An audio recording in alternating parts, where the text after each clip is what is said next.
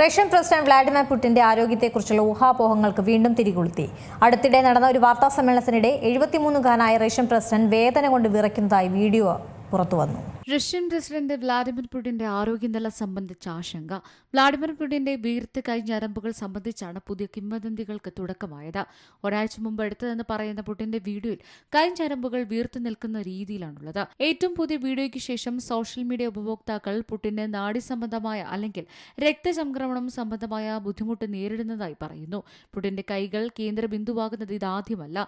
Russian Ukraine യുദ്ധം ആരംഭിച്ച ഏതാനും മാസങ്ങൾക്ക് ശേഷം ഒരു സൈനിക സന്ദർശനത്തിനിടെ പുടിന്റെ വലതു കൈയിൽ നിഗൂഢമായ കറുത്ത പാടുകൾ കണ്ടത് ആശങ്കയ്ക്ക് കാരണമായിരുന്നു. യുകെയിലെ മുൻ എംപി പുടിന് പാർക്കിൻസൺ രോഗമുണ്ടെന്ന് മുമ്പ് ആരോപിച്ചിരുന്നു. ക്രെംലിൻ വക്താവ് ദിമിത്രി പെസ്കോവ് ആ ആരോപണങ്ങൾ നിഷേധിച്ചിരുന്നു. 2022 മുതൽ പുടിന് ക്യാൻസറും പാർക്കിൻസൺ രോഗവും ഉൾപ്പെടെയുള്ള ഗുരുതരമായ ആരോഗ്യ പ്രശ്നങ്ങളോട് പൊരുതുകയാണെന്ന രീതിയിൽ വാർത്തകൾ പ്രചരിച്ചിരുന്നു. പൊതുവേദികളിൽ പുടിൻ ആരോഗ്യപരമല്ലാത്ത രീതിയിൽ പ്രത്യക്ഷപ്പെട്ടതിനെ തുടർന്ന് നടത്തിയ നിരീക്ഷണങ്ങളാണ് ഈ കിംവദന്തികൾക്ക് ആക്കം കൂട്ടിയത്. News desk Malayalam news. ഏറ്റവും പുതിയ വാർത്തകളും വിശേഷങ്ങളും വിരൽ തുമ്പിലറിയാൻ സീ മലയാളം ന്യൂസ് എല്ലാ ഡിജിറ്റൽ പ്ലാറ്റ്ഫോമുകളിലും ലഭ്യം.